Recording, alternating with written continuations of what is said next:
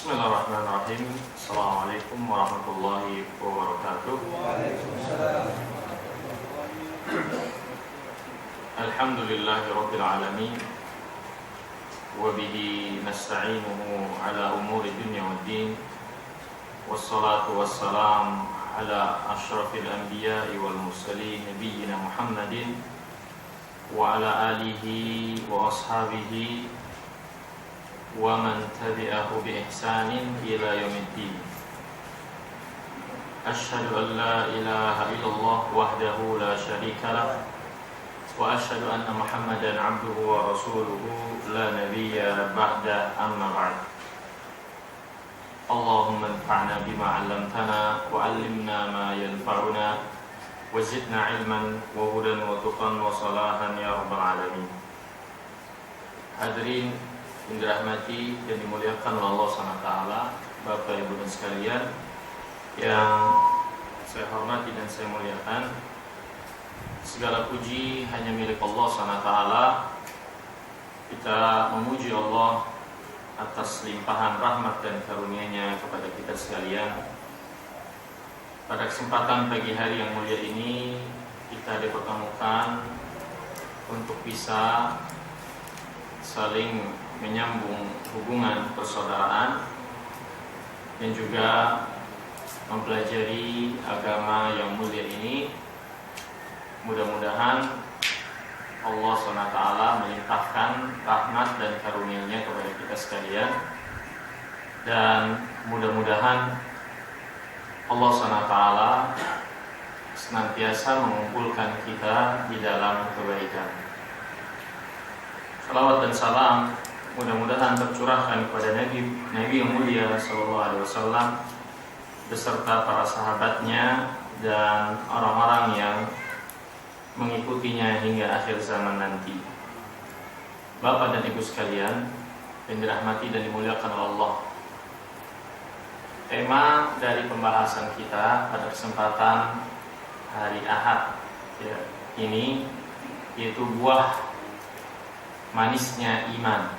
Buah manisnya iman, dimana dari tema ini dapat kita tangkap bahwasanya iman itu memiliki buah, dan buah dari keimanan itu manis. Ya, bagaimana bisa menjadi seperti itu? Maka inilah pembahasan kita pada siang hari yang mulia ini.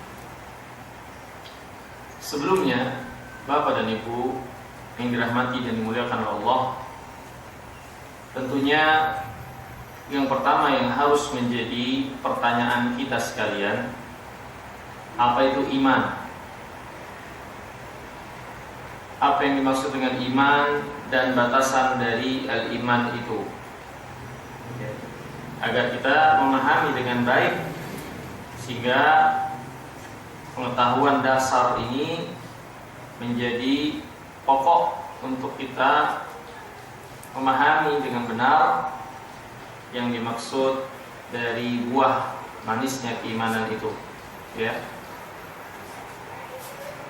Adapun iman disebutkan oleh para ulama, diantaranya Muhammad Nasir Sa'di. Adapun yang namanya iman adalah at-tasdiqul jazim wal i'tirafut tam bi jami' ma amara Allah wa rasuluhu bil iman bihi wal inqiyadu zahiran wa batinan. Fa huwa tasdiqul qalbi wa i'tiqaduhu al-mutadammin li a'malil qulub wa a'malil badan.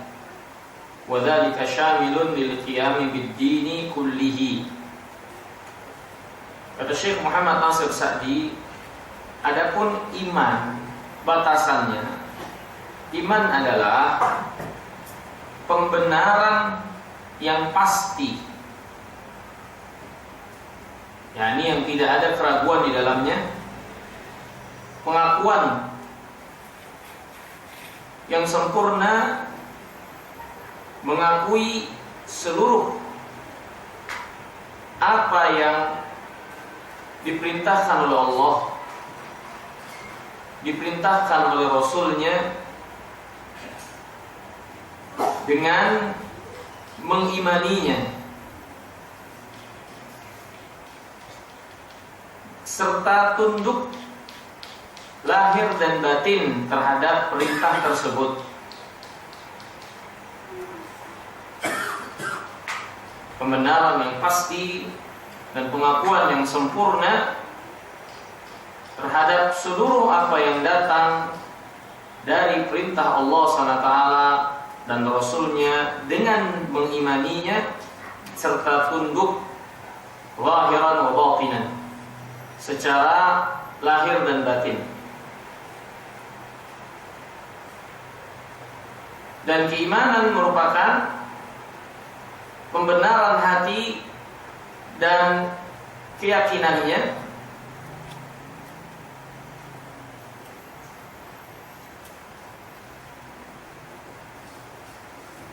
yang terkandung di dalamnya amalan hati dan amalan badan. Pembenaran hati dan keyakinan yang ada dalam hati ini, yang termasuk di dalamnya juga adalah amalan hati dan amalan anggota badan. Ini amalan anggota badan pun termasuk bagian dari al-iman. Maka inilah tafsir dari al-iman dan batasannya yang disebutkan oleh Syekh Muhammad Nasir Sa'di. Dia adalah pembenaran dan keyakinan yang kita yakini dalam hati, yang tidak ada keraguan di dalamnya, pengakuan yang sempurna terhadap apa yang diperintahkan oleh Allah dan Rasulnya, dengan tunduk kepada perintah tersebut lahir dan batin. Ya, dan bagian dari keimanan ini adalah pembenaran dalam hati yang terkandung di dalamnya amalan-amalan hati dan amalan anggota badan. Berarti termasuk bagian dari iman amalan anggota badan. Iman tidak hanya berkaitan dengan amalan hati berupa keyakinan, percaya dan seterusnya, tapi iman termasuk bagian terpenting adalah amal. Anggota badan itu bagian dari iman. Sebagai bentuk ketundukan terhadap apa yang datang dari Allah dan Rasulnya. Ya. Jadi kalau kita ingin sederhanakan, makna iman dan batasan di iman ini adalah pembenaran keyakinan yang tidak ada keraguan di dalamnya dengan hati, ucapan dengan lisan, dan ketundukan dengan amal anggota badan. Itulah iman. Ruang lingkup keimanan adalah pembenaran dalam hati yang tidak ada keraguan di dalamnya, pengikraran, pengakuan dengan lisan, dan pembuktian dengan amalan anggota badan. Itulah iman. Tidak dikatakan sebagai seorang beriman yang di dalam dirinya tidak ada tiga hal ini. Tidak dikatakan seorang itu sebagai seorang yang beriman dan imannya bernilai di sisi Allah, ya, sampai tiga perkara ini ada pada diri seseorang. Jadi Bapak dan Ibu sekalian, kalau iman itu ingin bernilai di sisi Allah, berharga di sisi Allah, maka ketiga hal ini harus ada.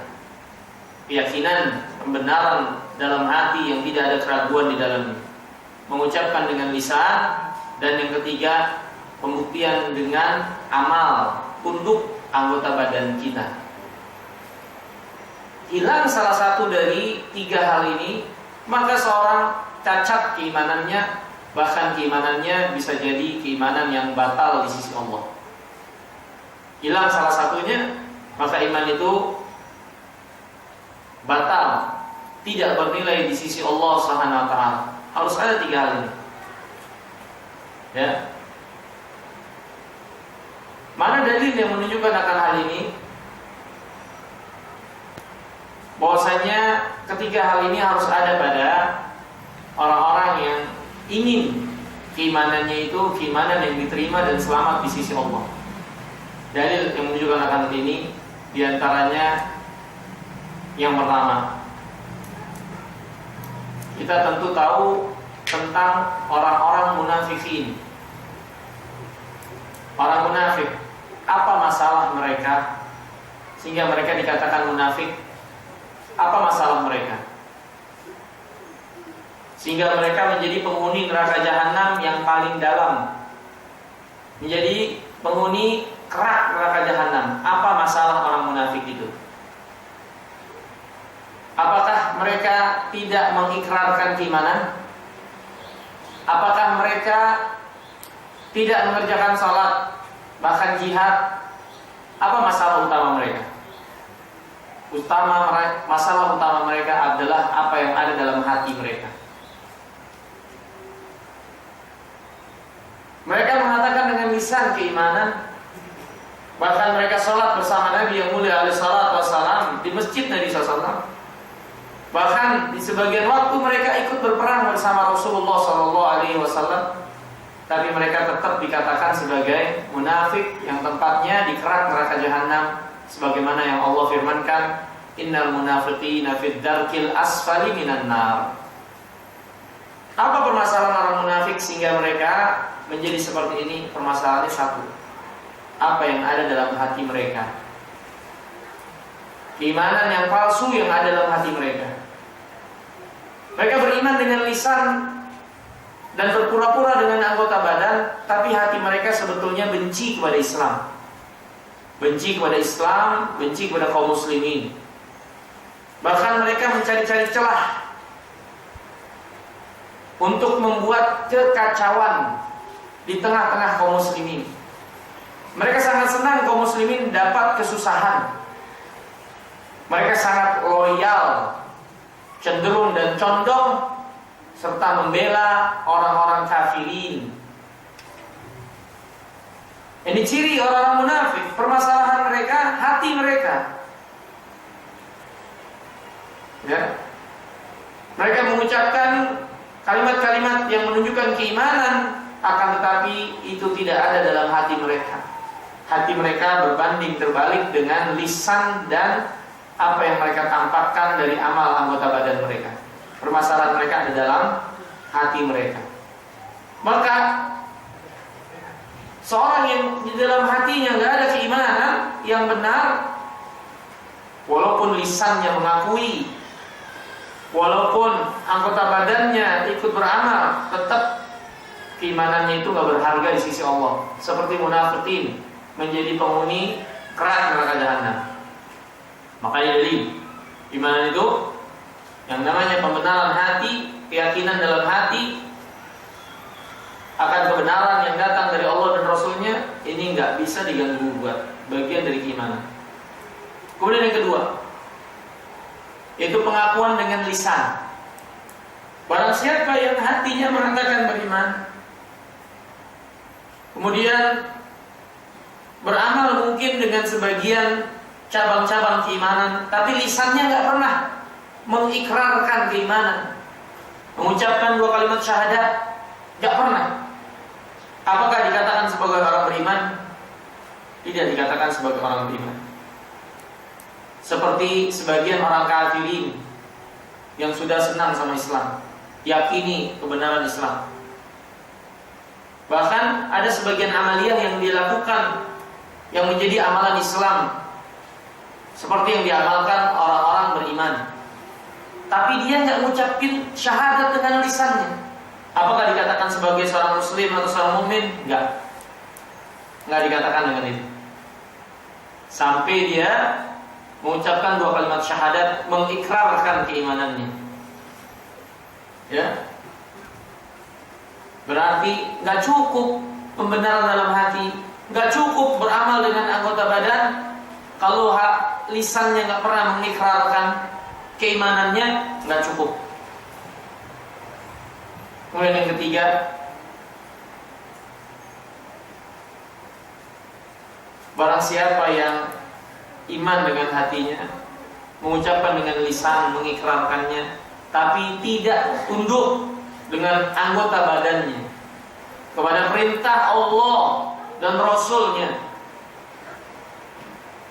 maka orang tersebut cacat keimanannya, bahkan bisa dikeluarkan dari iman. Contoh tentang masalah ini adalah iblis laknatullah alaih. Iblis kenal Allah. Iblis yakin dan beriman Allah Tuhannya. Siapa di sini yang mengatakan iblis orang beriman? Nggak ada. Nggak ada yang mengatakan iblis itu orang beriman. Padahal dia kenal Allah. Dia berdoa kepada Allah, minta ditangguhkan. Dia tahu Allah Tuhannya. Iblis kenal Allah dan beriman kepada Allah. Buktinya dia berdoa kepada Allah. Dia mengucapkan dengan lisannya keimanannya Allah adalah Rabb-nya. Yang bermasalah dari iblis adalah anggota badannya, amaliyah lahiriahnya. Ketika Allah perintahkan sujud kepada Adam, aba wastakbar wa kana minal kafirin. Dia enggan dan sombong, maka dia termasuk dari orang-orang kafir. Maka lisannya mengakui, hatinya mengakui, tapi amal anggota badan iblis menolak taat kepada Allah SWT ketika sujud kepada Adam, maka iblis dia dikatakan sebagai orang beriman. Maka perhatikan, 3 hal ini harus ada jika kita ingin apa yang kita imani, yang kita yakini ini, yang kita amalkan, yang kita peluk ini berharga dan bernilai di sisi Allah. 3 hal ini harus ada. Gak ada salah satunya saja cacat, bahkan bisa membuat keluar dari Islam, tidak diakui keimanannya. Ya, maka ini perhatikan, inilah iman. Tasdiqun bil qalb wa iqrarun bil lisan wa amalun bil jawarih. Pembenaran dengan hati, pengikraran dengan lisan, dan beramal dengan anggota badan. Inilah yang dimaksud dengan al-iman. Batasannya, ya, batasan-batasan dari keimanan ini, ya, batasan-batasan dari keimanan ini. Kemudian hadirin yang dimuliakan Allah SWT, ya,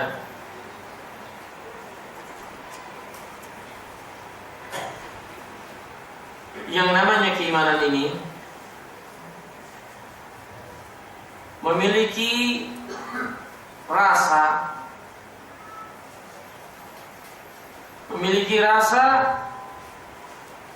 yang dapat dirasakan oleh orang-orang yang memilikinya. Memiliki tanda bagi orang-orang yang benar memiliki keimanan yang benar ini. Ya, sebagaimana yang dikatakan Allah, innal ladzina amanu idza dzukirallah wajilat qulubuhum wa idza tuliyat alaihim ayatuhu zadatuhum imanan wa ala rabbihim yatawakkalun. Sesungguhnya orang beriman, kalau disebut nama Allah SWT, maka hati mereka pun takut. Kalau dibacakan ayat-ayat Allah, maka bertambahlah keimanan mereka, dan mereka hanya bertawakal kepada Allah. Inilah orang beriman yang sesungguhnya dikatakan Allah SWT. Di antara sifat dan ciri-ciri mereka, ya. Jadi yang namanya iman itu memiliki rasa, memiliki ciri dan tanda-tanda, ya. Kemudian Bapak dan Ibu sekalian dirahmati dan dimuliakan oleh Allah SWT, masih berkaitan dengan iman ini, ya. Di antara pengetahuan yang penting untuk kita ketahui tentang iman itu selain dari amalan hati, ucapan lisan, dan amalan anggota badan, iman pula ada yang merupakan bagian rukun, ada yang sifatnya wajib, ada yang sifatnya sunat. Bagian dari keimanan ada yang rukun dari iman, sehingga kalau keimanan ini nggak ada, bablas keimanannya, selesai. nggak ada keimanan itu. Ada yang sifatnya wajib, sehingga kalau yang kewajiban ini tidak ditegakkan maka mengurangi kesempurnaan iman. Ada yang sifatnya sunat, yang kalau yang sunat ini nggak ada, maka tentunya mengurangi keindahan dan manisnya iman itu. Jadi iman dan yang termasuk bagian di dalamnya bertingkat-tingkat. Ada yang rukun, ada yang wajib, ada yang sunat. Ya, Nabi kita yang mulia salawatullah salamuhu alaihi, di antara satu hadis dari beliau, kalau kita ingin tahu batasan dan perkara-perkara yang berkaitan dengan keimanan, maka hadis ini menunjukkan itu semua. Ada satu hadis yang menunjukkan tentang batasan dan perkara-perkara yang berkaitan dengan keimanan. Kalau kita pahami, maka keimanan itu beredar dari apa yang dijelaskan oleh Nabi SAW ini. Di antaranya apa yang kita katakan, iman itu ada yang pokok, ada yang wajib, ada yang sifatnya sunnah. Apa hadis tersebut? Ini hadis yang ma'ruf. Nabi SAW bersabda, "Al-iman bid'un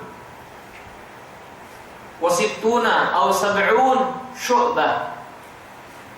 Fa'alaha kalimatu an la ilaha illallah wa adnaha imatatul adha 'anil tariq wal haya' minal iman." Kata Nabi yang mulia alaihi salam, iman itu ada 60 atau 70 lebih cabang.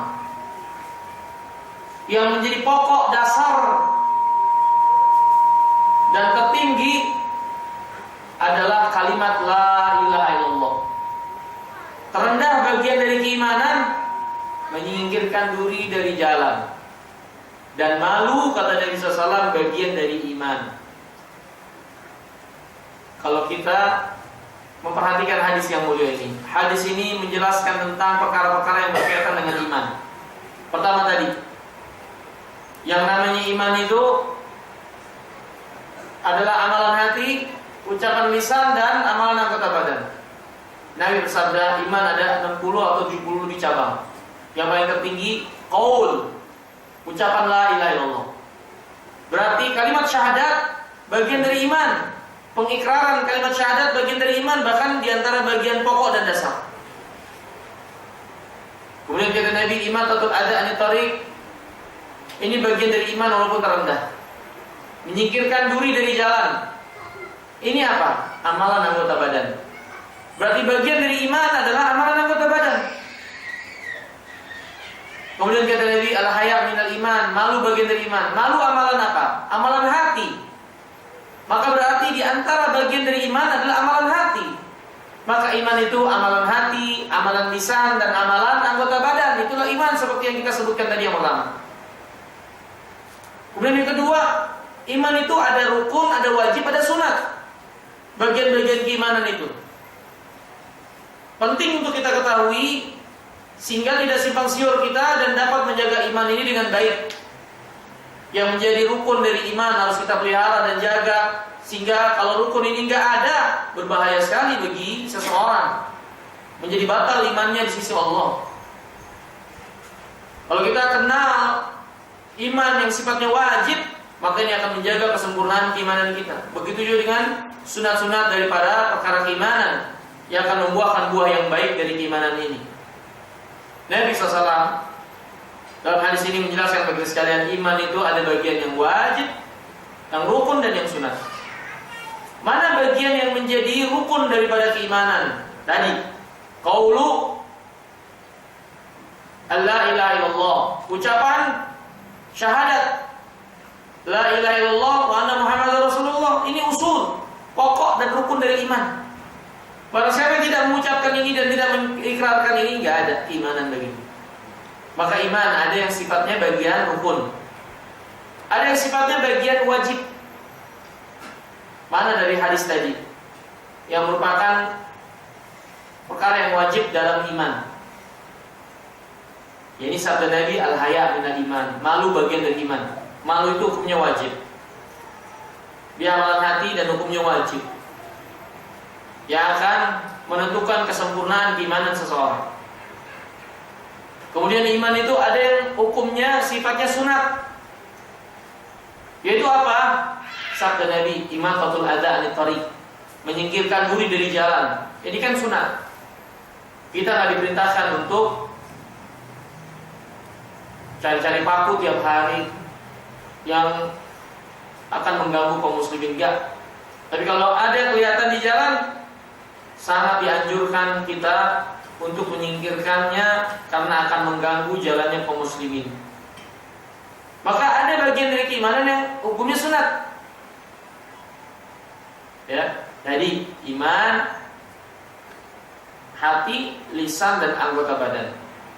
Iman ada yang rukun, ada yang wajib, ada yang sunat. Ya.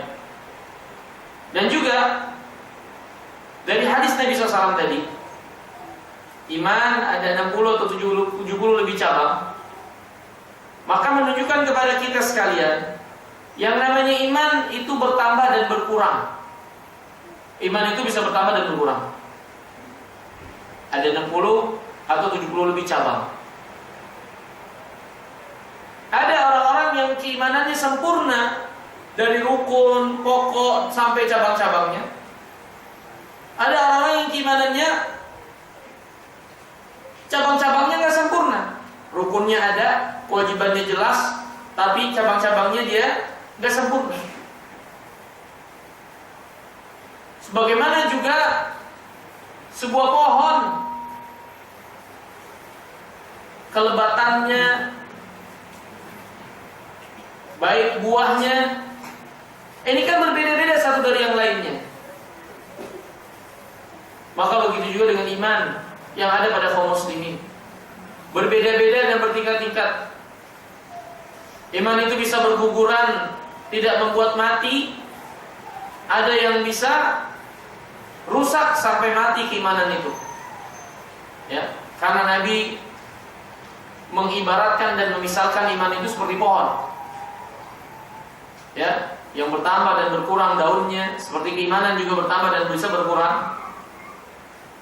Pohon juga bisa mati dengan sebab kekurangan-kekurangan, bisa rusak sampai tercabut dari akarnya sama sekali. Begitu juga dengan keimanan. Begitu juga dengan keimanan.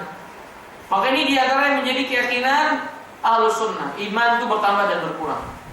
Bertambah dengan ketaatan dan berkurang dengan sebab maksiat. Dan kaum muslimin dalam keimanan itu bertingkat-tingkat sesuai dengan apa yang tegak di dalam hati mereka dan apa yang mereka amalkan dengan amal anggota badan mereka.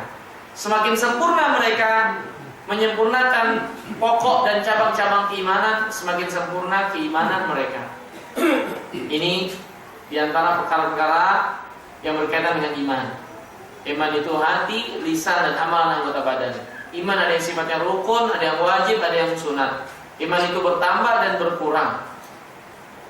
Dan juga perlu kita pahami bersama, ketika Rasulullah memberikan permisalan iman itu dengan sebuah pohon, berarti yang namanya iman itu harus dijaga, dirawat. Sebagaimana pohon harus dijaga dan dirawat, kalau kita ingin mendapatkan buah yang baik, dia harus disirami, diberikan hal-hal yang baik, berpupuk dan seterusnya, dijaga akarnya, dijaga dari hama agar tidak membuat gagal berbuah karena sebab hama dan penyakit-penyakit itu. Begitu pula dengan keimanan. Ketika dia bertambah dan berkurang, dia pun bisa tertimpa penyakit, dia pun bisa roboh, bisa hilang, bisa tercabut dari hati orang, dan dia pun bisa berkembang. Dia pun bisa menjadi lebat dan rindang, kokoh, serta membuahkan buah yang baik dan manis. Itulah iman. Itulah iman. Ya, inilah keimanan dan bentuk-bentuknya serta batasan-batasannya, sebagaimana yang didapatkan atau yang disebutkan oleh Rasulullah SAW dalam hadis yang tadi kita bacakan. Ya, ini hadirin yang mulai Allah Taala secara umum perkara-perkara yang berkaitan dengan keimanan. Ya. Kemudian buah manisnya iman. Apakah iman itu berbuah atau iman itu memiliki rasa manis? Maka jawabannya iya. Ya. Iman itu memiliki buah dan rasanya sangat manis sekali. Bagaimana sifat manisnya iman itu? Nanti kita akan jelaskan dari penjelasan para ulama, ya. Pertama, dalil yang menunjukkan akan iman itu memiliki rasa dan memiliki buah yang sangat manis. Mana dalil yang menunjukkan akan hal ini? Dalil yang menunjukkan akan hal ini adalah hadis Nabi yang mulia alaihi wasallam yang sahih, di mana beliau sallallahu alaihi wasallam pernah bersabda, "Salatatun man kunna fi wajada bihinna halawatul iman." 3 golongan, barang siapa yang 3 perkara, barang siapa yang di dalam dirinya ada 3 perkara ini, maka dia akan merasakan manisnya iman. Wajada bihinna halawatul iman, akan mendapatkan dengan sebab ini manisnya iman. Berarti iman memiliki rasa manis, memiliki rasa, sebagaimana disebutkan oleh Nabi yang mulia alaihi salatu wasallam. Dan yang merasakan itu adalah orang atau pribadi-pribadi yang di dalam dirinya terdapat pohon keimanan yang baik, pohon keimanan yang terawat, terpelihara dari penyakit-penyakit. Mereka inilah yang dapat merasakan manisnya iman itu. Ya. Kemudian hadirin yang dimuliakan Allah Subhanahu wa taala, apa yang dimaksud dengan manisnya iman yang bisa dirasakan oleh orang beriman? Sehingga ini menjadi evaluasi buat kita semua. Kita ini imannya benar atau tidak? Karena kalau keimanan itu benar, pasti akan membuahkan buah yang manis. Seperti apa buah yang manis itu? Kalau kita ketahui, maka ini sebagai koreksian apa yang sudah kita tanamkan dari pohon keimanan kita, benar atau tidak. Karena kalau benar pastinya membuahkan manis bagi para pemiliknya. Kalau nggak benar, maka pastinya sangat berkurang rasa tersebut, atau bahkan sampai tidak ada rasa sama sekali. Ya. Hadirin yang dimuliakan Allah Subhanahu wa taala. Adapun makna dari halawatul iman. Ya. Sini saya sebutkan beberapa perkataan para ulama. Di antaranya berkata Dr. Falih bin Muhammad As-Sugair, makna halawatul iman, makna dari manisnya iman. Innal mu'min idza kana qalbuhu mutma'innan bil iman, thumma qam bimtithali awamirillah wa ijtinab nawahi, fa innahu yajid min rahatin nafs wa sa'adatil qalb wa inshirahis sadr wa si'atil bal athna al ibadah wa aqabal intiha minha ma la yusaf. Ya. Kata Dr. Falih As-Sugair, sesungguhnya seorang mukmin ketika di dalam hatinya terdapat ketenangan dengan keimanan, ketika dalam hatinya ada keimanan yang tenang dan tumakninah di dalamnya, kemudian dia menjalankan perintah Allah, kemudian dia menjauhi larangan Allah, maka apa yang dia lakukan dari menjalankan perintah, menjauhi larangan, dengan sebab iman yang bercokol di dalam hatinya, dengan itu dia akan mendapatkan rahatun nafs. Ini jiwa yang tenang, ketenangan dalam jiwanya ketika melaksanakan ketaatan tersebut.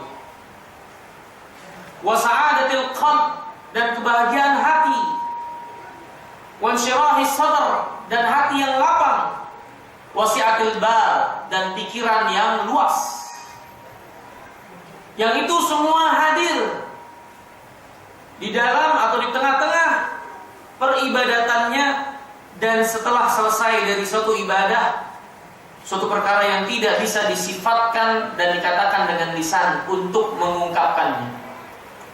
Jadi kata Syekh Saleh atau Khalid As-Sughair, jika benar dalam diri seorang ada iman yang tumakninah, yang mendalam dan tenang, maka ketika dia menjalankan perintah atau menjauhi larangan, dia akan merasakan ketenangan jiwa, kebahagiaan hati, kelapangan dada, pikiran yang lapang di tengah-tengah ibadahnya. Ini yang dikatakan oleh Nabi, man sarrathu hasanatuhu fahuwa mu'min. Barang siapa yang kebaikannya membuat dia senang, itulah orang beriman. Itulah orang beriman. Inilah manisnya iman, di mana ketaatan, ketundukan yang dilakukan oleh seseorang membuat dirinya itu tenang, membuat hatinya lapang, pikirannya pun lapang, kebahagiaan dalam hatinya. Maka inilah manisnya iman. Nabi yang mulia alaihissalam ketika memerintahkan sholat, ditegakkan sholat qomat, Nabi memerintahkan Bilal untuk qomat. Ya Bilal, arihna bis sholat. Wahai Bilal, jadikan kami menjadi tenang dengan sholat. Ini azan dan qomatlah agar kami tenang dengan sholat. Nabi SAW bersabda, wuju'ilat qurratu aini bis sholat. Dijadikan penyedap mataku dengan sebab sholat. Sholat Nabi SAW membuat beliau tenang hatinya, dan sebagai penyedap mata beliau dalam sholat-sholat tersebut. Allah berfirman, ala bidzikrillah tatma'innul qulub. Ketahuilah dengan mengingat Allah hati menjadi tenang.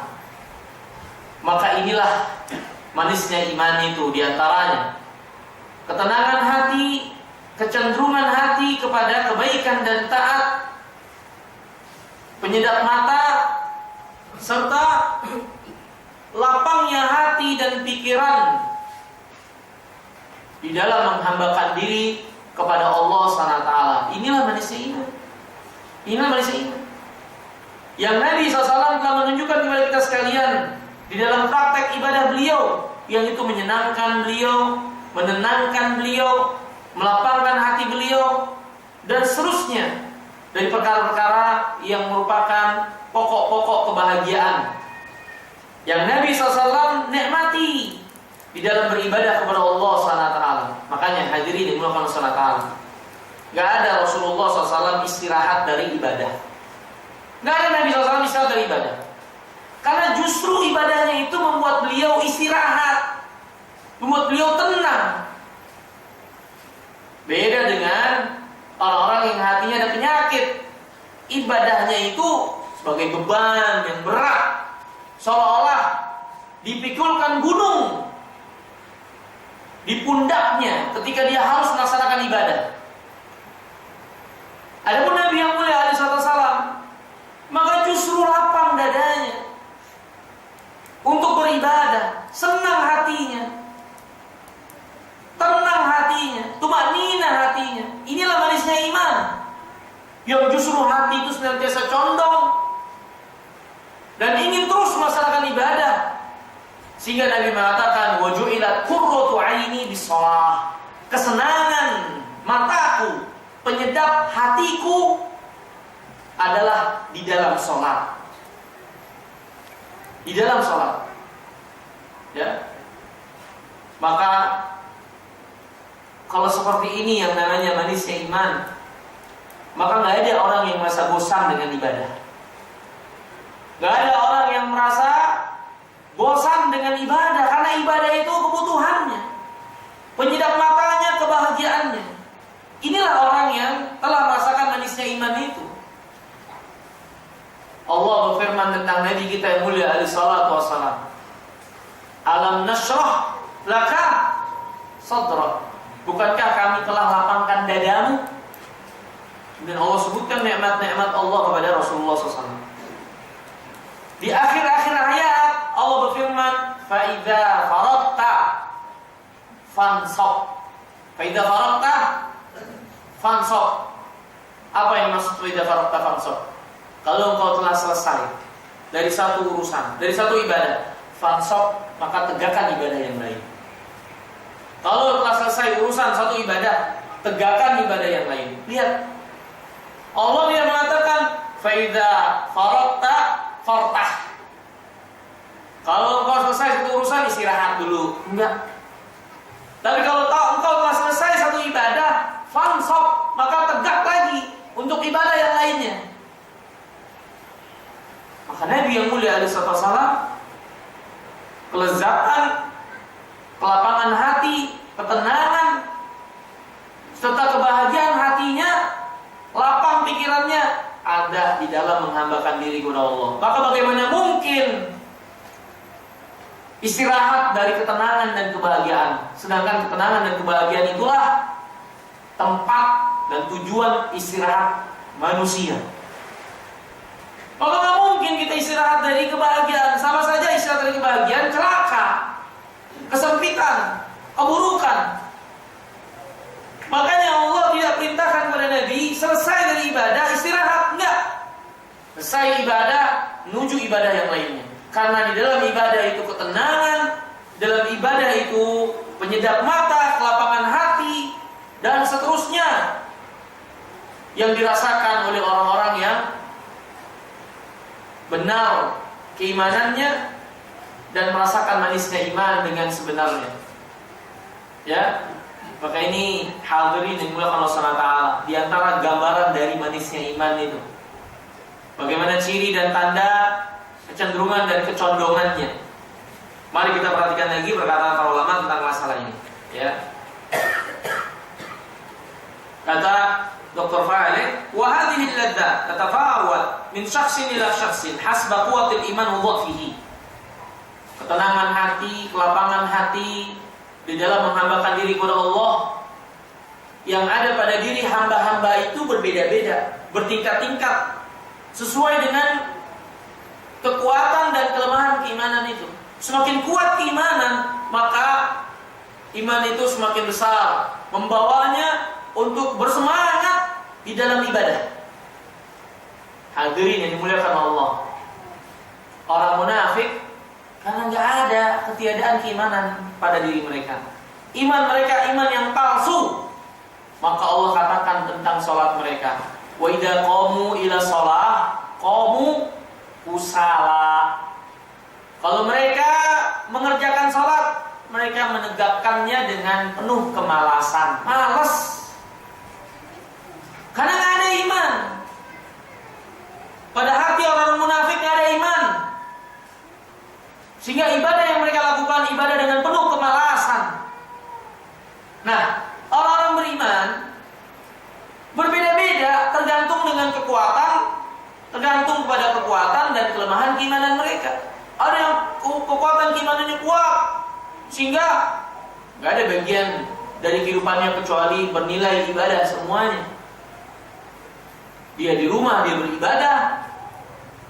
beribadah dengan bertanggung jawab kepada keluarganya, menafkahi anak istrinya, berakhlak yang mulia kepada orang-orang yang di sekitarnya. Nah, ini bagian dari ibadah. Ketika dia keluar rumah dia ibadah, ketika dia di masjid apalagi. Maka setiap bagian kehidupannya semuanya poin-poin ibadah.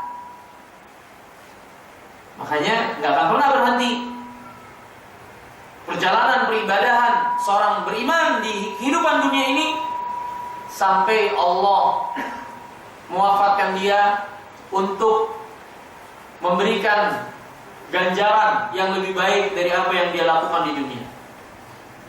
Ya. Nah, hadirin yang dimuliakan Allah Subhanahu wa taala.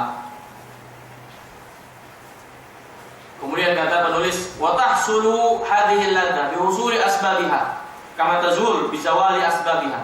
Kelezatan keimanan ini didapatkan dengan sebab seorang melaksanakan sebab-sebab sehingga dia mendapatkan manisnya iman ini.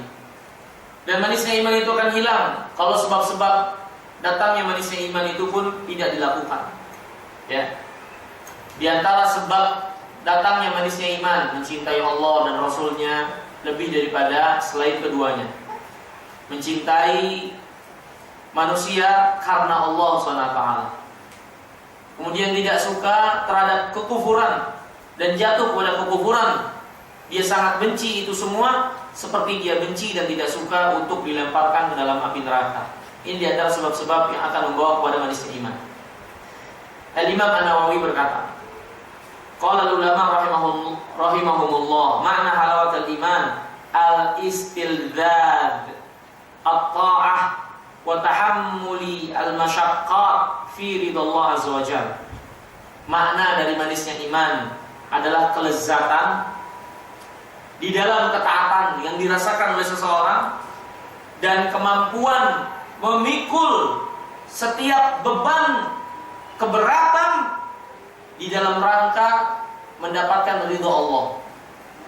Kata Imam Nawawi, yang dimaksud dengan manisnya iman adalah kelezatan yang dirasakan ketika taat dan kemampuan untuk memikul setiap perkara yang berat di dalam rangka mencari ridho Allah. Ini mungkin dengan dia melakukan sesuatu untuk menggapai ridho Allah, dia mendapatkan gangguan, dia mendapatkan siksaan, cemoohan, hinaan, diskriminasi dan seterusnya. Tapi dia tidak pedulikan itu semua dan dia mampu memikul kesusahan-kesusahan tersebut dalam rangka mencari ridho Allah SWT. Maka barang siapa yang seperti ini, itulah manisnya iman. Lezatnya dalam taat dan kemampuan diri memikul setiap keberatan atau perkara-perkara yang tidak disukai di dalam perjalanannya menggapai ridho Allah. Maka barang siapa hal ini ada pada dirinya, maka itulah manisnya iman. Ya. Fi ridallah wa rasulihi, untuk mencapai ridho Allah SWT juga Rasulnya yang mulia sallallahu alaihi wasallam. Wa itharu dzalika ala aradid dunya. Dan dia, orang yang merasakan manisnya iman ini, lebih mengutamakan kecintaan Allah, kecintaan Rasulnya, ya, daripada perhiasan-perhiasan dunia. Apapun dunia yang ada di hadapannya, jika itu bertentangan dengan apa yang Allah cintai, apa yang Rasulullah SAW tunjukkan, maka dia lebih mendahulukan Allah, lebih mendahulukan Rasulnya daripada bagian-bagian dunia ini. Ya, wa mahabbatul abdi rabbahu, ya, subhanahu wa ta'ala bi fi'li ta'atihi wa tarki mukhalafatihi, wa kadzalika mahabbatu Rasulillah sallallahu alaihi wasallam. Dan juga bagian dari manisnya iman ada kecintaan seorang hamba kepada Allah, kecintaan seorang hamba kepada Rasulnya dengan menjalankan perintahnya, dengan taat kepadanya dan meninggalkan penyelisihan kepada Allah dan Rasulnya. Inilah manisnya iman yang dikatakan oleh Imam An-Nawawi rahimahullah. Ya, ini kelezatan tersendiri dan kemampuan yang besar yang ada pada diri seseorang untuk memikul setiap perkara-perkara yang tidak mengenakan di dalam perjalanannya mencari ridho Allah Subhanahu wa ta'ala. Maka barang siapa yang keadaan ini ada pada dirinya, dia lebih mengutamakan Allah, lebih mengutamakan Rasulnya, lebih mendahulukan agamanya, lebih mendahulukan nilai dan pandangan Allah SWT kepada dirinya daripada pandangan-pandangan manusia, daripada penilaian manusia, daripada penghargaan dari manusia. Dia lebih dahulukan Allah SWT dan syariatnya. Maka yang seperti ini adalah ciri orang yang telah merasakan manisnya iman itu.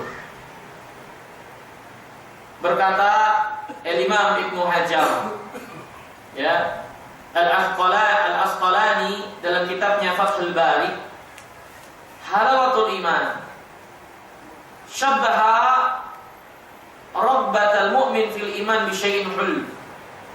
Kata Al-Imam Ibnu Hajar, yakni Nabi SAW menyerupakan kecenderungan seorang mukmin terhadap keimanan dengan sesuatu yang manis. Bahwasanya seorang yang beriman itu seperti seorang yang beriman di dalam mengejar keimanan dan bagian-bagian keimanan itu seperti seseorang yang sangat mencintai, cenderung dan suka kepada sesuatu yang manis. Ya. Wa athbata lahu lazim dzalika syai'. Dan Nabi SAW menetapkan yang menjadi konsekuensi manisnya iman itu berupa mendahulukan Allah dan Rasulnya, mencintai manusia karena Allah, tidak suka kembali kepada kekufuran, sangat ingin menyelamatkan dirinya dari keburukan. Ya. Wa fihi talmi ila qissati al-marid wa sahih li'an al-marid as-safari yajib ta'mal asal murran. Dan ini pun terdapat gambaran atau isyarat, ya, akan kisah seorang yang sakit dan yang sehat. Kalau seorang yang sakit, madu yang ada di depannya, ketika dia rasakan, apa yang dia rasakan? Pahit. Tapi seorang yang sehat, madu yang dirasakan, apa yang dirasakan? Manis. Maka begitu pula lah hati yang sehat dan hati yang sakit. Hati yang sehat ketika berhadapan dengan iman, maka itu adalah sesuatu yang manis bagi dirinya. Dia akan terus mengejarnya. Dia tidak akan pernah puas dengannya. Dia sangat menikmati dengan mengamalkannya. Tapi hati yang sakit justru berat terhadap keimanan. Seperti seorang yang sakit merasakan madu itu jadi pahit, maka seorang yang sakit hatinya merasakan ketaatan itu sebagai sebuah kesempitan. Ya.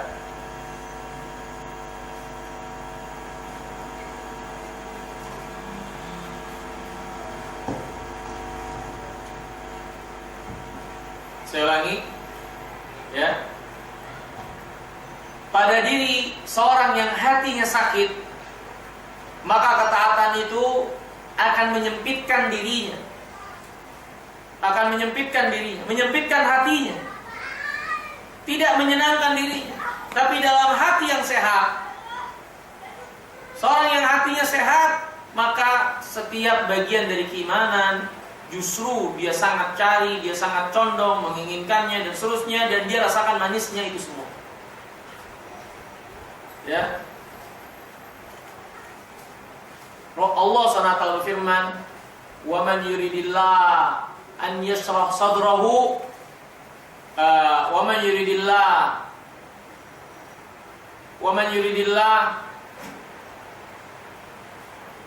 an yahdiyahu yashrah sadrahu lil Islam." Kata Allah, barang siapa yang Allah inginkan hidayah pada hatinya, perjalanan keagamaannya, Allah jadikan orang tersebut hatinya lapang menerima Islam. Wa man yurid an yudillahu yaj'al sadrahu dayyiqan harajan ka'annama yas'adu fis sama. Tapi sebaliknya, barang siapa yang Allah inginkan kesesatan baginya, Allah akan jadikan hatinya itu sempit untuk menerima Islam, sempit menerima taat. Seperti seorang yang naik ke atas langit. Ya. Kita ketahui bersama, semakin tinggi suatu tempat dari permukaan bumi, maka oksigen itu semakin hilang, semakin gak ada, semakin rendah. Maka semakin tinggi kita beranjak, semakin sempit napas itu dan susah. Itulah permisalan yang Allah gambarkan. Seperti itulah orang yang Allah inginkan kesesatan baginya, orang-orang yang hatinya sakit ketika menerima dan berhadapan dengan taat, dengan Islam, dengan syariat, sempit hatinya. Tapi sebaliknya, orang yang hatinya sehat, maka hatinya penuh dengan kelapangan dada menerima Islam. Seperti Nabi yang mulia SAW, yang Allah telah lapangkan hatinya untuk Islam, sehingga tidak ada satu bagian dari ibadah kecuali itu nikmat bagi dirinya. Justru mengistirahatkan dirinya, menyejukkan matanya, menyejukkan hatinya, ketenangan bagi dirinya, maka itulah kelapangan dada orang-orang yang merasakan manisnya iman ketika berhadapan dengan syariat, perintah ataupun larangan Allah SWT. Ya, maka kata Imam Ibnu Hajar, maka ini isyarat orang yang sakit akan mendapatkan rasa madu itu pahit, tapi orang yang sehat akan merasakan manisnya madu tersebut sebagaimana keadaan madu itu sebenarnya. Wa kullaman naqasa fis sihha syai'an ma naqasa dawquhu biqadri dzalik.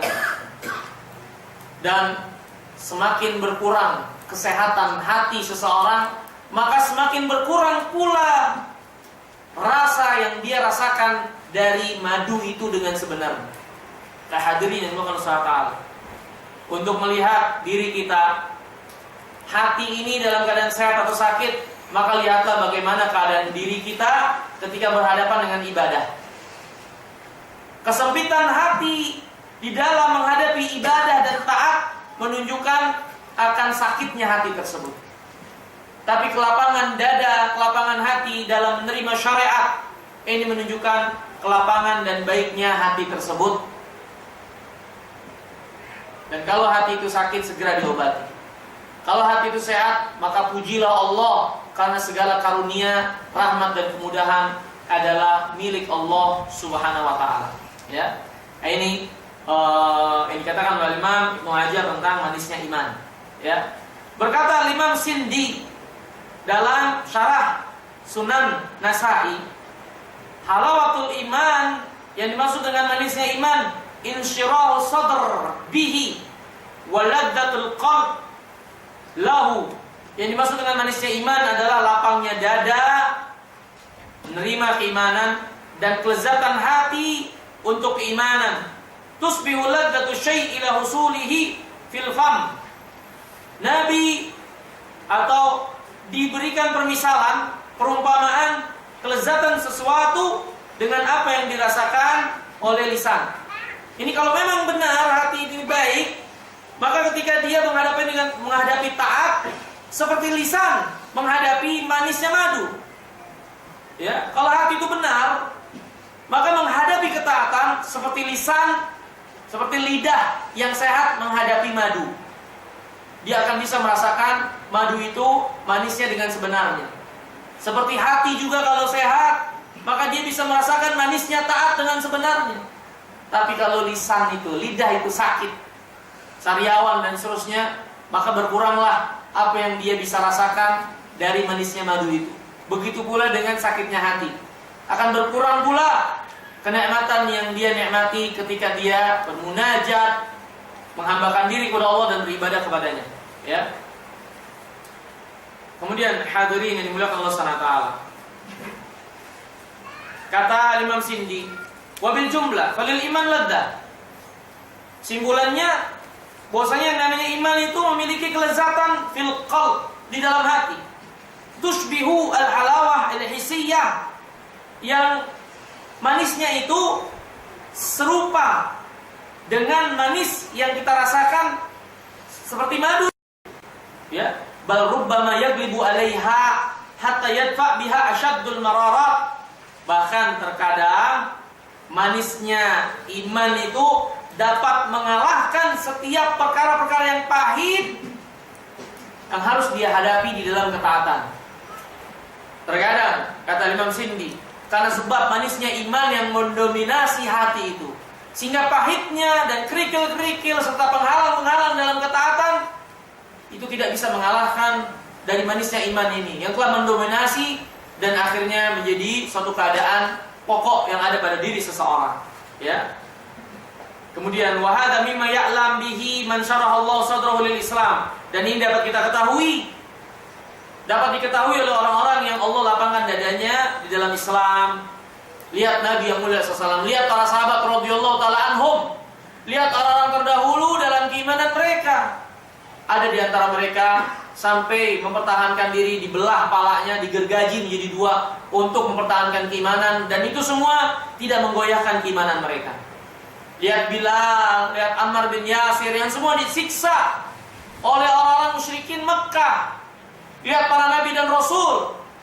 Ada yang dibakar, ada yang dicemooh, dilempari batu, ada yang dihina, dikatakan sebagai orang gila, tukang sihir dan seterusnya. Padahal tidak ada yang mereka suruh kecuali iman.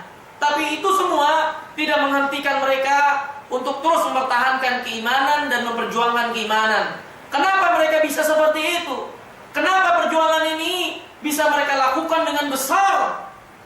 Dan kita rasakan manfaatnya saat ini. Ini semua dikarenakan manisnya iman itu yang telah bercokol dalam hati mereka. Karena manisnya iman itu yang telah masuk ke dalam lubuk hati mereka yang paling dalam. Sehingga ketika sudah masuk itu, seorang akan merasakan manisnya iman. Dan akan terus bertambah dan berkembang keimanan itu.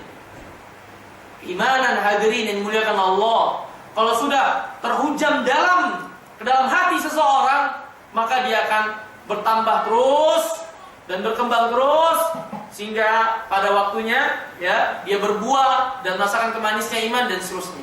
Itulah iman. Ya, seperti yang dikatakan oleh Heraklius.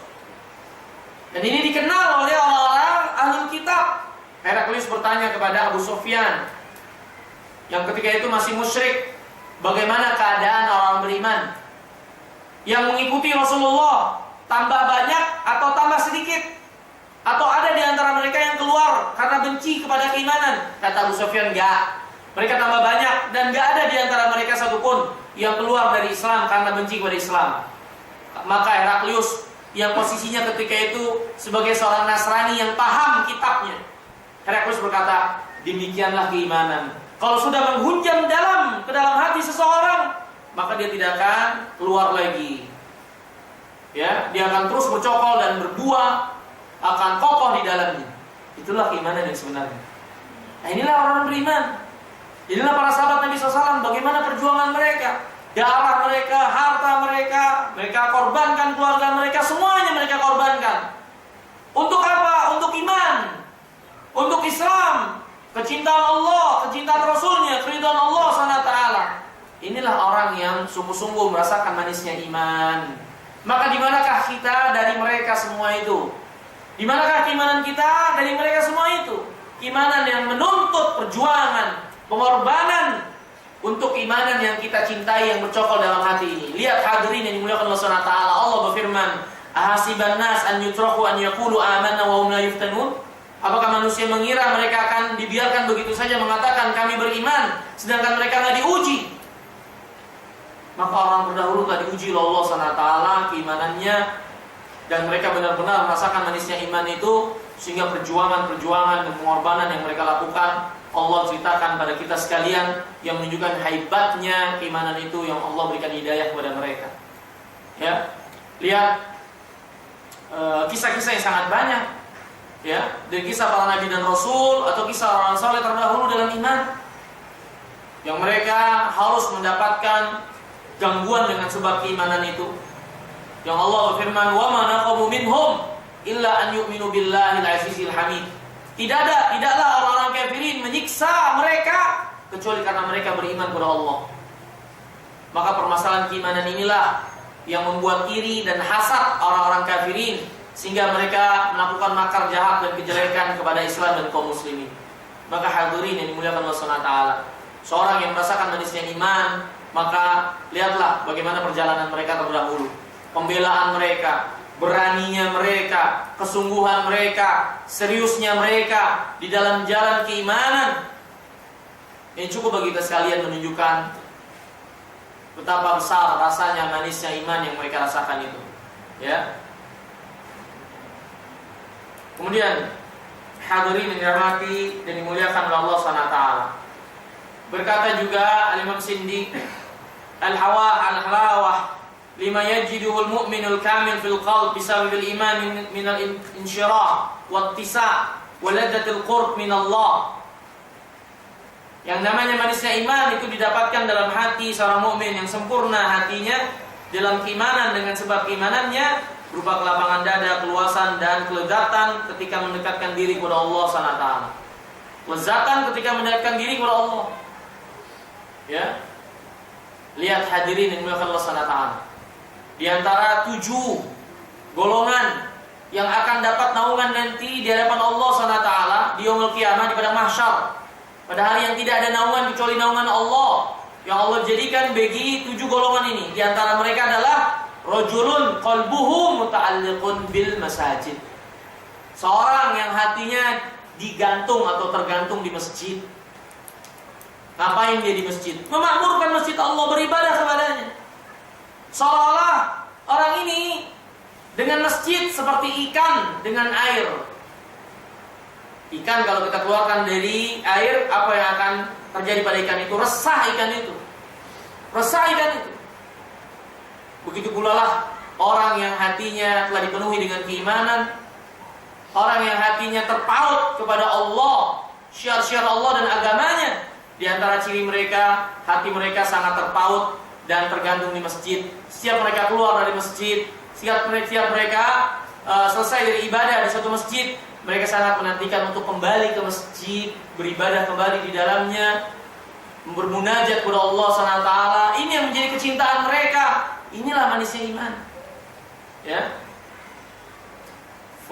Falya'lamil insan annahu mahma tawaffarat lahu subulur raha wal ma'isha falan yajid hadhihi al-ladzah illa wafiq qasilatuhu billahi azza wajalla. Ketahuilah, hendaklah setiap manusia mengetahui bahwasanya betapapun seseorang memiliki sebab-sebab kebaikan-kebaikan dari kehidupan duniawiyah, dari harta yang banyak, ya, anak-anak, rumah yang mewah dan seterusnya, dari kebaikan-kebaikan duniawiyah, kebaikan-kebaikan kehidupan duniawi.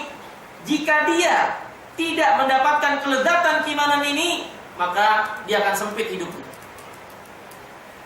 Ya, barang siapa yang di dalam dirinya tidak ada manisnya iman, maka betapapun kebaikan-kebaikan duniawiyah ada di tangannya, tetap hatinya bakalan sempit dalam menjalani hidup ini. Gak akan pernah tenang. Karena kebahagiaan yang sebenarnya inilah ada pada manisnya iman, ada pada keimanan, bukan dengan sebab-sebab materi duniawiyah. Kalaupun dia kelihatannya membahagiakan, maka kebahagiaan yang sifatnya fata morgana, kebahagiaan yang akan mendatangkan kesulitan dan kesempitan yang lebih besar daripada kebahagiaan yang diharapkan dan dirasakan. Ya. Nabi yang mulia SAW bersabda, "Laisal ghina bi kathratil arad, walakinnal ghina ghinan nafs." Yang namanya kaya itu bukan kaya harta. Kaya sesungguhnya adalah kaya hati.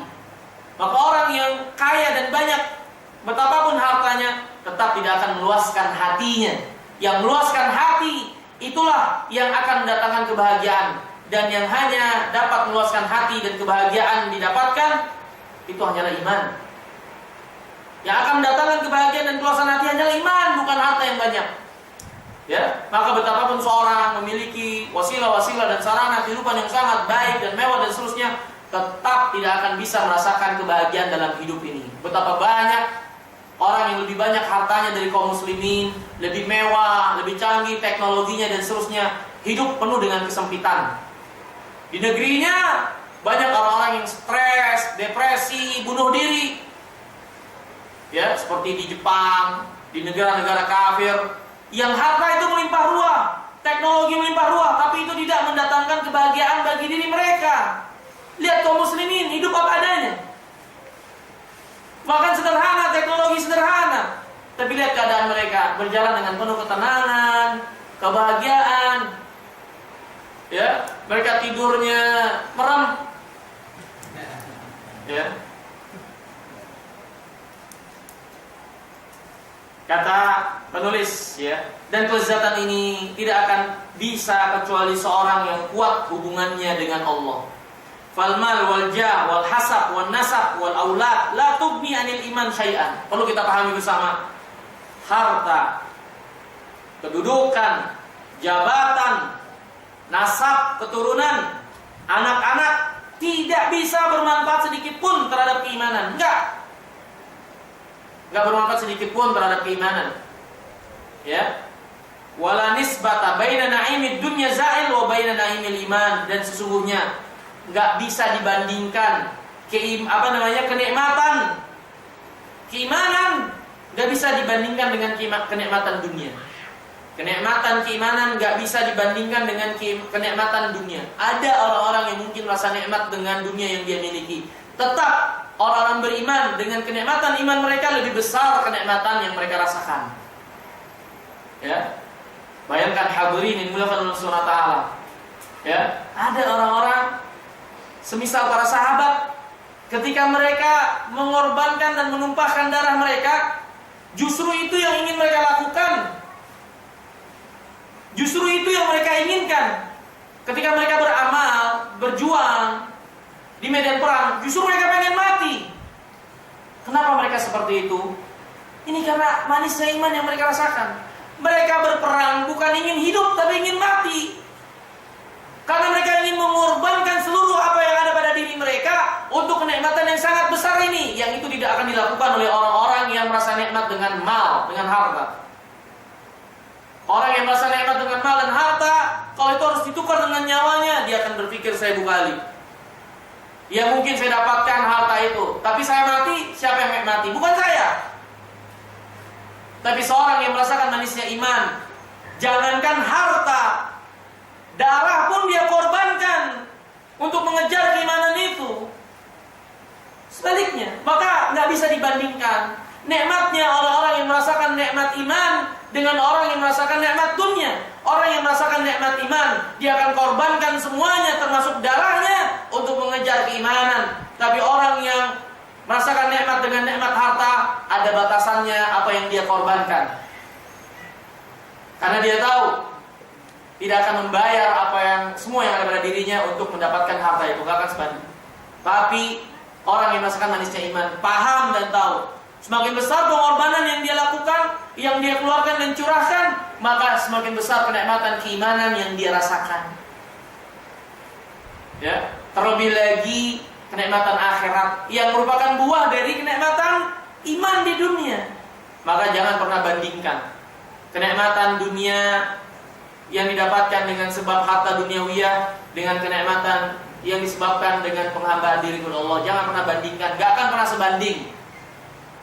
Ya, sehingga sebagian para ulama mengatakan, ketika mereka disiksa, dipenjara oleh penguasa, karena penguasa ini zalim dan para ulama ini menegakkan keadilan, sehingga mereka dipenjara dan disiksa, maka mereka mengatakan, "Lau ya'lamul muluk wa abna'ul muluk ma nahnu fi lajalladuna bis-suyuf."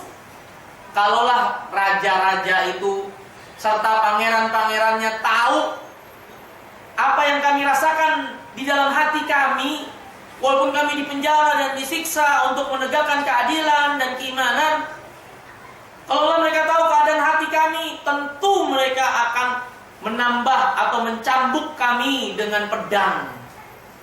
Karena mereka kan saking keselnya sama para ulama ini, ya, mereka siksa untuk keluar dari keimanan dan lain-lain dari keburukan yang diinginkan oleh penguasa ini, ya, sehingga para ulama mendapatkan keburukan. Tapi mereka mengatakan justru yang mereka dapatkan dari keburukan-keburukan karena mempertahankan keimanan, menambah lezatnya keimanan yang mereka rasakan. Sehingga mereka mengatakan, kalaulah raja dan anak-anaknya itu tahu apa yang kami rasakan dari manisnya iman, pasti mereka akan menambah siksaan kepada kami dengan mencambuk kami dengan pedang. Ya, inilah hadirin yang dimuliakan Allah SWT.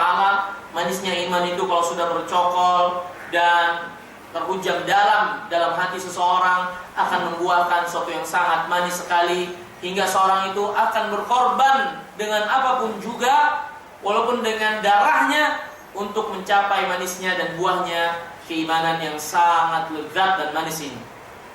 Itulah keadaan orang terdahulu. Maka jangan pernah kita heran kalau kita membaca sejarah dan perjuangan dari para pejuang-pejuang Islam, para nabi dan rasul, para sahabat radhiyallahu taala anhum, bagaimana perjuangan mereka.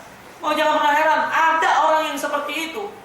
Ada orang yang seperti itu, yang berkorban dan berjuang menumpahkan semuanya untuk agama mereka. Kenapa mereka bisa seperti itu? Karena iman. Karena iman yang ada pada hati mereka. Hadirin yang dimuliakan Allah SWT. Pernah pada zaman Nabi yang mulia alaihi salatu wassalam, Ketika selesai perang, Rasulullah SAW membagikan harta ghanimah. Maka ada seorang yang dibagikan harta ghanimah. Orang ini mengatakan, aku gak berperang untuk mendapatkan harta ini, tapi aku berperang agar aku terkena tombak atau pedang di sini dan di sini. Dia tunjuk, dikasih harta. Saya ingin kalau saya perang, ini saya dapat ini. Yang dia cari justru kematian. Kenapa bisa seperti ini? Iman. Iman itulah yang menyebabkan orang ini menjadi seperti itu. Kekokohan keimanannya dan kebenaran keimanannya, wabil khusus iman terhadap hari akhir, terhadap kenikmatan yang ada di dalamnya. Inilah yang membuat dia bisa mengatakan hal demikian, mencurahkan dan mengeluarkan semua apa yang ada pada dirinya, mengorbankan semuanya untuk mendapatkan manisnya iman itu. Karena dia tahu manisnya iman tidak akan pernah sebanding dengan apa yang dia keluarkan. Tetap lebih besar, lebih baik, lebih mulia. Ya. Nah, ini hadirin yang Allah Subhanahu wa taala yang pernah terjadi pada zaman Nabi yang mulia salawatullah wassalamuhu alaihi. Ya. Nah, inilah manisnya iman, dan ini yang bisa dirasakan dan apa yang ada pada orang-orang yang merasakannya. Ya. Wallahu ta'ala a'lam. Kemudian terakhir saya sebutkan di sini, ya, perkataan Imam Ibnu Qayyim, ya, agar kita bisa paham bagaimana kita bisa mendapatkan manisnya iman itu. Kata Imam Ibnu Qayyim rahimahullah dalam kitabnya, atau di sini dinukilkan oleh penulis dari kitab Ladzatul Ibadah, Syekh Sa'ad Saleh, perkataan Imam Ibnu Qayyim, fil qalb sya'ikhun la yalmih illa al-iqbal 'ala Allah. Ya. La yalumuhu illa al-iqbal 'ala Allah. Di dalam hati itu terdapat kekusutan, kusut yang tidak akan menjadi terurai kecuali seorang itu benar-benar menghadap kepada Allah. Hati itu terdapat kekusutan, keriwetan, ya, bukan rewat, ya. Dan tidak akan bisa teruraikan sampai seorang itu menghadap kepada Allah SWT dengan benar. Wa fihi wahsyah la yuziluhu illa al-uns bihi fi khulwati. Dan hati itu terdapat keliaran, liar, ya, yang tidak akan hilang keliaran ini sampai seorang itu merasa nyaman dan tenang ketika bermunajat kepada Allah, berkhalwat kepada Allah, dengan sholatnya, dengan iktikafnya, qiraatul Qur'annya, doanya. Wa fihi huznun la yudhibuhu illa surur bi ma'rifatihi wa sidqi muamalatihi. Dan dalam hati itu terdapat kesedihan yang tidak akan hilang kecuali dengan kesenangan ketika mengenal Allah dan jujur di dalam bermuamalah kepada Allah. Ini jujur dalam iman, jujur di dalam niat-niat dan tujuan tulus dalam keikhlasannya. Dan kata Imam Qayyim, fihi qalaq la yuskinuhu illa al-ijtima' alaihi wal firar ilaihi. Dan di dalam hati itu ada al-qalaq.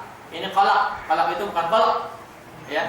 Qalaq itu artinya kegundahan, di mana kegundahan ini tidak akan bisa terkumpul dan menjadi tenang kecuali seorang itu berlari kepada Allah, menyerahkan urusannya kepada Allah SWT. Wa fihi nirani hasarat la yutfi'uha illa ridha bi amrihi. Dan dalam hati itu ada api yang memusnahkan, api yang merugikan, yang tidak akan padam api itu kecuali dengan ridha terhadap perintah Allah, ridha terhadap larangan Allah, ridha terhadap takdir Allah, wa mu'anaqatu sabri ala dzalika ila waqti liqa'ih. Dan terus memeluk itu semua dengan kesabaran hingga akhirnya berjumpa dengan Allah, hingga akhirnya berjumpa dengan Allah SWT. Maka hadirin yang dimuliakan Allah SWT, inilah mungkin pembahasan kita berkaitan dengan manisnya iman, ya. Banyak lagi perkara-perkara yang penting untuk kita ketahui tentang keimanan ini. Tapi mudah-mudahan yang sedikit ini menjadi pembuka pintu bagi kita sekalian untuk mengetahui dan mengenal pentingnya keimanan itu yang menjadi kebahagiaan yang hakiki untuk kita sekalian. Dan kita berdoa mohon kepada Allah, mudah-mudahan Allah SWT menjadikan kita orang-orang yang beriman dalam hidup dunia ini dan mewafatkan kita di dalam keimanan sehingga kita menghadap kepada Allah dalam keadaan hati yang selamat. Mungkin ini yang bisa saya sampaikan. Mohon maaf kurang lebihnya. Ada yang ingin tanyakan silahkan. Ya, ada waktu mungkin beberapa menit yang bisa saya jawab. Allahu a'lam bishawab. Silahkan.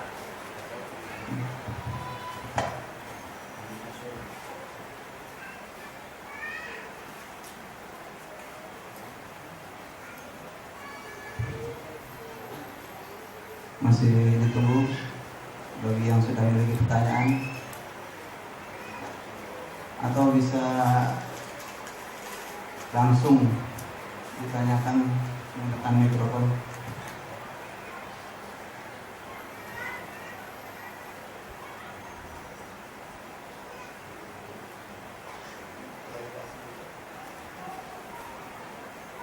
Assalamualaikum warahmatullahi wabarakatuh. InsyaAllah beberapa hari lagi kita akan menghadapi bulan Ramadan. Apa yang harus kita persiapkan untuk menghadapi bulan Ramadan tersebut? Yang kita persiapkan yang pertama adalah al-iman. Itu persiapan yang paling dasar dan utama. Keimanan akan perintah Allah SWT, kebaikan syariat yang ada di dalamnya. Ya, keimanan bahwasannya Allah mensyariatkan saum itu bukan untuk memudaratkan kita. Keimanan bahwasannya saum itu yang terbaik buat kita sekalian. Keimanan bahwasanya Allah akan berikan ganjaran dan ganti dari setiap apa yang kita tinggalkan di bulan Ramadan. Keimanan, rasa harap Allah SWT akan menerima amal ibadah kita, ya. Dan keimanan bahwasanya bulan itu adalah bulan yang sangat mulia yang tidak boleh disia-siakan. Maka persiapan keimanan ini adalah persiapan yang pertama dan utama untuk mempersiapkan diri memasuki bulan Ramadan sebelum persiapan-persiapan yang lainnya, ya. Itu tentunya dengan keimanan yang benar. Karena kalau keimanan itu nggak benar, ini keimanan yang tidak berlandaskan Al-Quran atau hadis yang sahih, maka ini tidak membawa kepada kebaikan bagi para pemiliknya. Contoh, seorang yang merasa cukup dengan senang ketika masuk bulan Ramadan, ya, sehingga dengan keyakinannya itu puasa dan sholat malam jadi tidak berarti buat dirinya. Karena dia merasa yang penting saya senang dengan adanya Ramadan, saya akan dibebaskan dari api neraka. Apakah dia beriman? Dia beriman, tapi dengan keimanan yang salah. Hadis yang tidak sahih yang disebutkan dan banyak disebar, barang siapa yang senang akan datang Ramadan, maka Allah haramkan api neraka baginya. Maka ada sebagian orang, kalau gitu saya cukup senang. Dengan senang saya bebas dari api neraka. Habis senang dia nggak melaksanakan amal yang lainnya. Dia menjadi malas amal yang lainnya karena mencukupkan diri dengan senang saja. Maka inilah hadirin Allah SWT, bahayanya kita mengimani sesuatu bukan dari cahaya yang benar dari Al-Quran dan hadis Nabi SAW yang sahih. Keimanan ini akan menjadi hidup dan bercahaya kalau kita meneranginya dan menjaganya dengan apa yang datang dari Allah dan Rasulnya yang sahih. Tapi kalau yang masuk dan diyakini adalah bukan dari cahaya Al-Quran dan hadis yang sahih, maka yang ada adalah kegelapan bagi iman itu. Seperti seorang yang akhirnya jadi malas dalam beribadah karena ada keyakinan-keyakinan yang jelek melalui keterangan-keterangan yang salah atau tidak sahih dari Nabi SAW. Contoh misalnya, Ramadan terbagi menjadi 3. Di awalnya adalah rahmat. 10 yang kedua adalah apa namanya? Yang pertama apa? Pertama rahmat, yang kedua maghfirah. 10 yang ketiga itqun minan nar. Bebas dari api neraka. Maka kalau ayat ini, kalau hadis ini enggak sahih. Tapi kalau ini jadikan keyakinan, wah saya sudah 10 hari dapat rahmat cukup. 20 hari enggak usah puasa, yang penting udah dapat rahmat. Dia mencukupkan diri untuk itu. Ini karena apa? Karena pengetahuan yang salah, karena keimanan yang salah. Maka sekali lagi, ya, persiapan keimanan yang benar, yang berlandaskan Al-Quran dan Sunnah tentang bulan Ramadan, inilah yang menjadi persiapan utama dan dasar. Persiapan yang salah, pengetahuan yang salah tentang Ramadan, tidak berdasarkan Al-Quran atau hadis Nabi SAW yang sahih, akan membuahkan kegelapan dan jauhnya kita dari iman.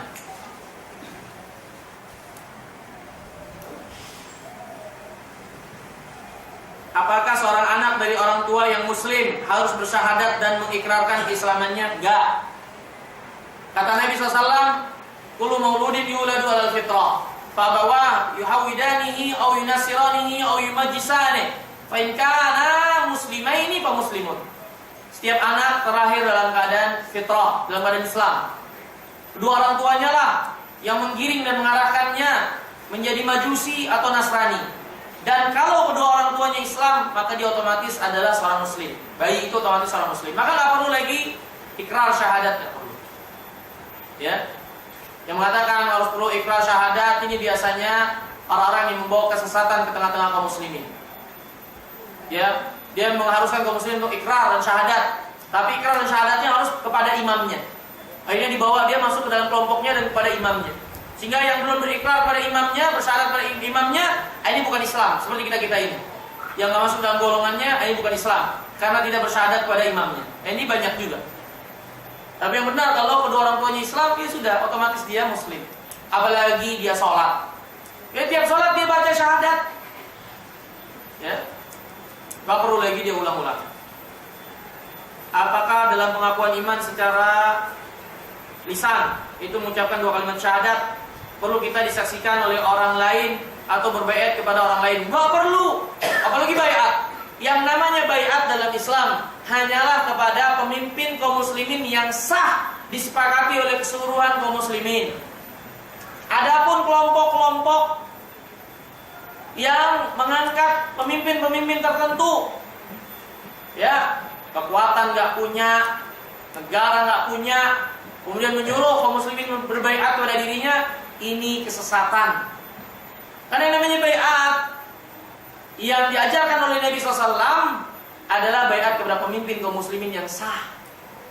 Dan baiat juga nggak harus berjabat tangan, tapi cukup keyakinan kita akan kepemimpinan orang tersebut, ini sudah mencukupi. Ya, pemimpin kaum muslimin yang sah. Indonesia pemimpinnya siapa yang sah? Jokowi, ya sudah.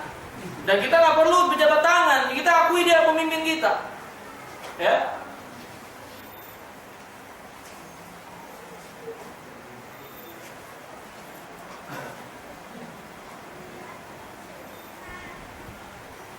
Bagaimana membedakan iman yang benar? Karena banyak orang yang imannya salah, ya.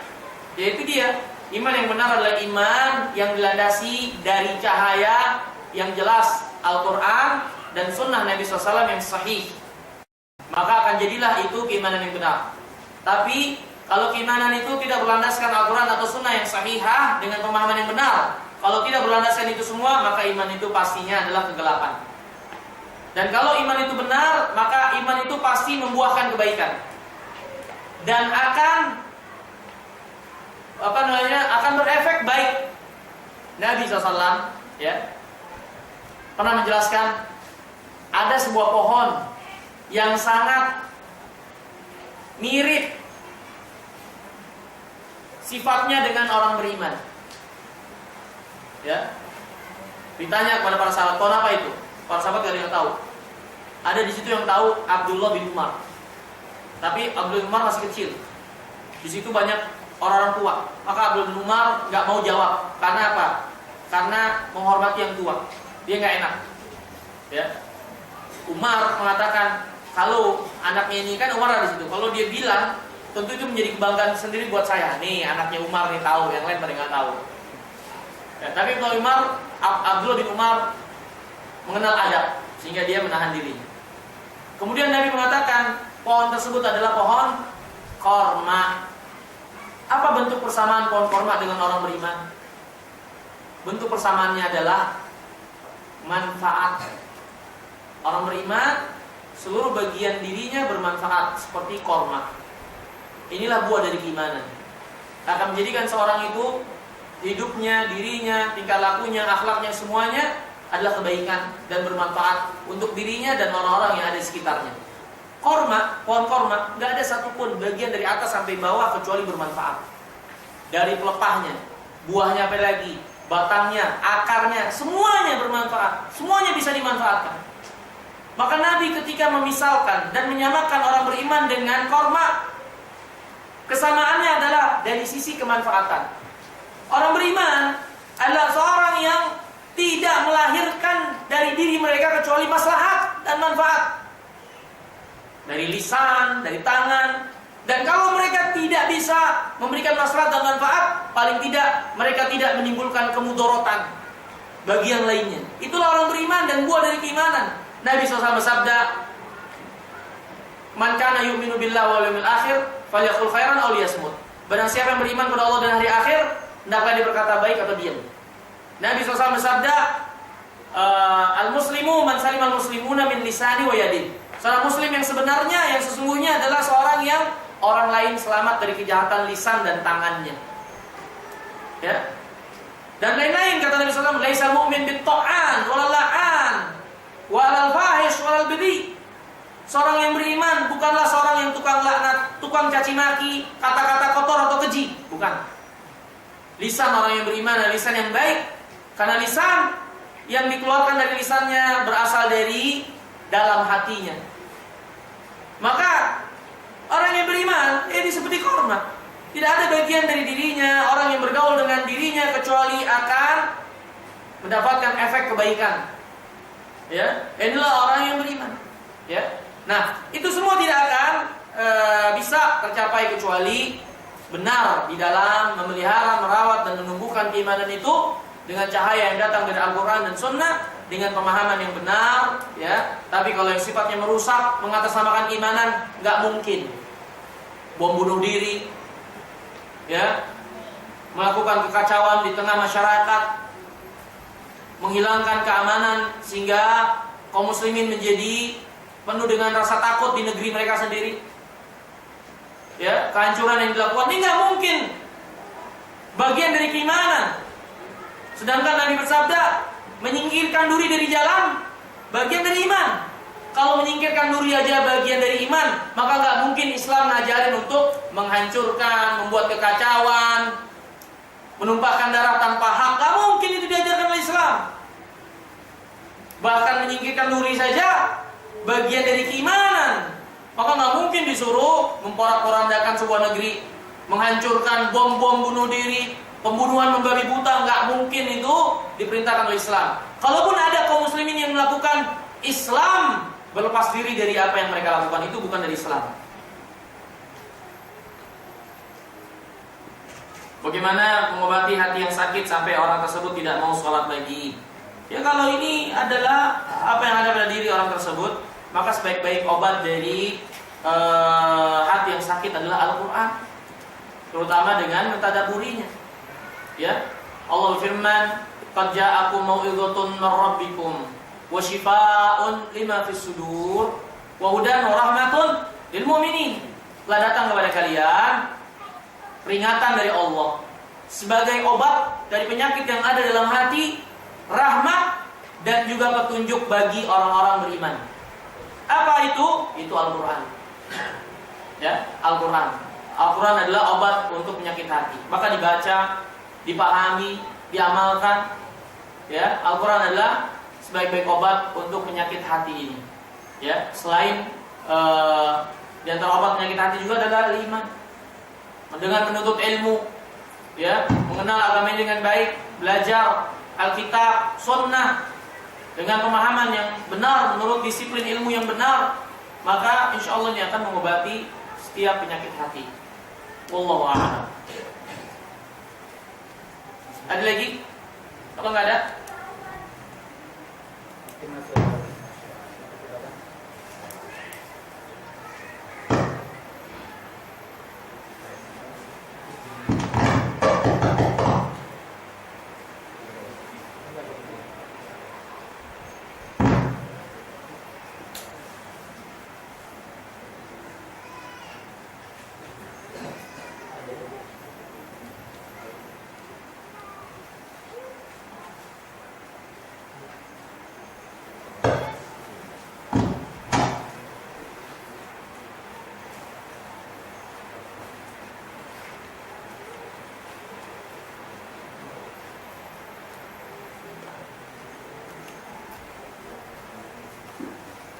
Nggak ada. Kalau nggak ada, mungkin sampai sini dulu perjumpaan kita sambil siap-siap wudhu untuk sholat. Ya Pak. Silakan Pak. Jazakallah khairan katsiran kepada Ustaz. Semoga apa yang telah disampaikan kita dapat memahaminya dan bisa meningkatkan keimanan kita. Lebih kurang kami mohon maaf. Wassalamualaikum warahmatullahi wabarakatuh.